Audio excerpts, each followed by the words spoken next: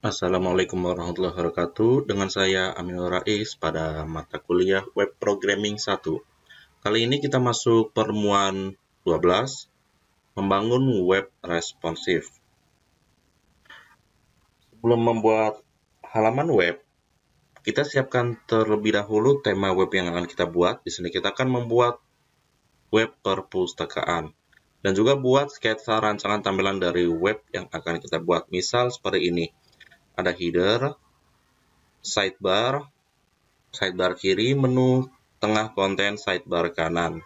Dan juga ada footer. Ini rancangan sketsanya kita buat, jadi kita membuatnya tidak awang-awangan, tapi ada landasan sketsanya. Kemudian tentukan CSS yang akan digunakan. Web responsif berarti web yang tampilannya mengikuti ukuran layar gadget yang digunakan untuk akses web tersebut. Kemudian ini kita masuk ke teknis. Kita buka project kita terlebih dahulu. Masuk ke lokaldisk C maupun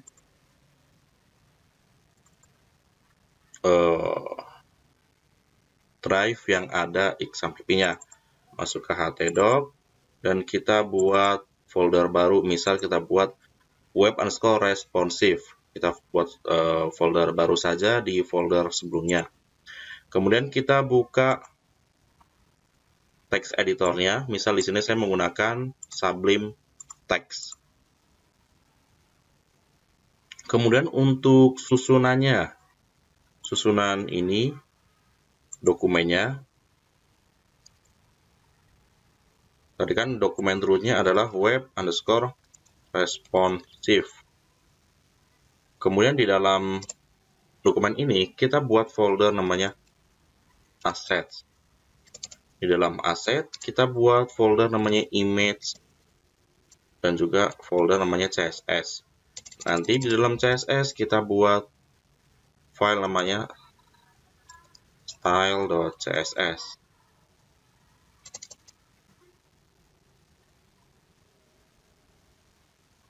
Kurang lebih seperti ini yang akan kita buat susunan filenya. Ini dia. Ada aset. Di dalam web responsive ada aset. Di dalam aset ada CSS. Dalam ada juga image. Jadi file-file tambahan yang kita buat ini semuanya ada dalam aset. Jangan taruh di sini di luar, nanti berantakan. Misal kita membuatkan atau membutuhkan file JavaScript, misal, maka di dalam aset kita buat folder namanya adalah JS. Seperti itu. Jadi file-file seperti ini kita masukkan ke dalam folder sesuai ekstensinya. Kemudian jangan lupa siapkan gambar bebas ya, gambarnya. Oke, persiapan sudah selesai. Sekarang copy paste-kan atau salin source code CSS yang ada di sini. Nah, di CSS dan indeks HTML ini ada beberapa hal yang saya sesuaikan, jadi bisa melihat file CSS ini. Silahkan bisa sambil di pause. Oke, silahkan terus dulu baris 1 sampai 26. Ada beberapa hal yang saya sesuaikan. Silahkan di pause. Kalau sudah, silahkan play lagi. Ini baris 28 sampai 54. Silahkan di pause. 28 sampai 54. Dan kita lanjut lagi baris 55 sampai 81. 55 sampai 81. Oke, kita lanjut lagi. Nanti bisa sambil di pause ya untuk menuliskannya. Kemudian 82 sampai 109. 82 sampai ini 83 sampai 109. Oke, kita lanjut lagi 110 111 sampai 135. Oke, kita lanjut lagi 135. Nah, mungkin di sini. Tadi kita sampai 135. Silakan dilanjutkan lagi 137 sampai 149. Nah, 125 sampai 150 ini satu kesatuan.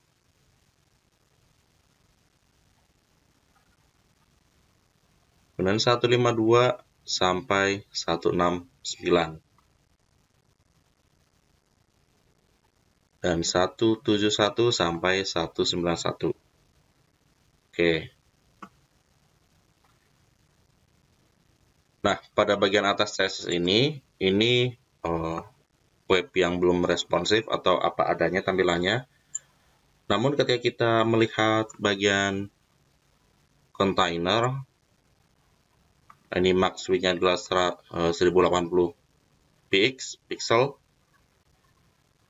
Dan di sini kita lihat juga max width 1080 pixel. Jadi ketika width-nya kurang dari ini, maka ini akan bekerja. Kalau lebih dari 1080, di atasnya akan bekerja, dan seterusnya. Kemudian tuliskan index.html-nya.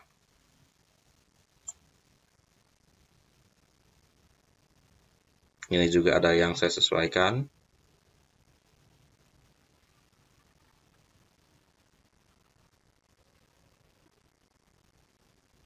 Baris 1 sampai 29 bisa diketikkan terlebih dahulu. Oke, kita lanjut. 29. Oke.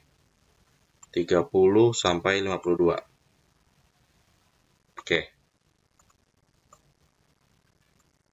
Nah, sekarang kita akses webnya. Jangan lupa jalankan XMPP-nya. 4 CDMSQL-nya. Nah, ini sudah jalan ya, seperti ini nanti tampilannya. Nah, untuk melihatnya kita bisa inspect elemen saja. Dan lebarnya di sini dimension responsive. Kita bisa memilihnya seperti ini untuk melihat hasilnya, ataupun kita menariknya saja secara manual ini. Nah, ini ketika width-nya lebih dari 1080, dia akan ke tampilan awalnya. Tapi kalau width-nya kurang dari 1080, dia akan berubah tampilannya. Nah, misal di tengah jalan ketika ngoding kalian ada yang diubah CSS-nya tetapi di sini tidak terupdate. Agar CSS-nya terupdate, kalian bisa tekan Ctrl+U.